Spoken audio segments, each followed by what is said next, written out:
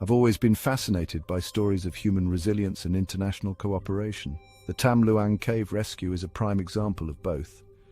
In June 2018, the world watched with bated breath as a dramatic rescue operation unfolded in Thailand. 12 young soccer players and their coach, members of the Wild Boars team, found themselves trapped deep within the cave's dark, flooded passages. What started as a simple post-practice excursion quickly turned into a life-threatening situation. On June 23, 2018, coach Ekapol Chantawong and his 12 young players ventured into the Tham Luang cave after soccer practice. Heavy rains flooded the cave's entrance, trapping them inside. The team retreated deeper, finding refuge on a rocky shelf about 4 kilometers from the entrance. As days passed, an international rescue effort took shape. Thai Navy SEALs, local officials and volunteers worked tirelessly to locate the missing group. On July 2nd, 9 days after the team went missing, British divers Richard Stanton and John Valanthan made a breakthrough. Swimming through murky waters and narrow passages, they found all 13 individuals alive. The cave system was a labyrinth with narrow, submerged passages. Some sections were so tight that divers had to remove their air tanks to squeeze through. Oxygen levels where the boys were trapped were dangerously low. The team was weakened, some couldn't swim. It seemed almost impossible. Various options were considered. Drilling from above, ruled out. Waiting for the water to recede, too risky.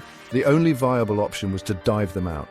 Australian anaesthetist and cave diver Dr. Richard Harris was brought in. His expertise was crucial in developing the audacious plan. Each boy would be sedated, fitted with a full-face diving mask and strapped to a rescue diver. It was their best shot. On July 8, 2018, the rescue operation began. The world watched anxiously as an international team of elite divers embarked on one of the most daring rescue missions in history. Each rescue attempt took about 3 hours to reach the boys and 5 hours to bring them back. The divers navigated through passages as narrow as 38 centimeters in zero visibility against strong currents. 4 boys on the first day, 4 more on the next.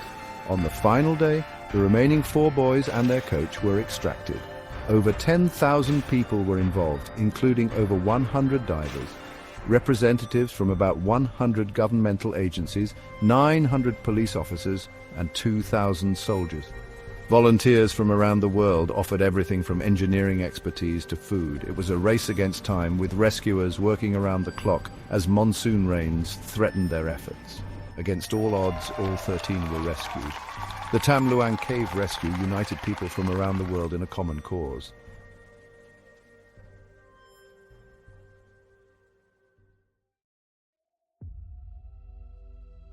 As we look back on the extraordinary events of the Tham Luang cave rescue, it's clear that this was more than just a successful mission. It was a powerful reminder of what we can achieve when we come together in the face of adversity.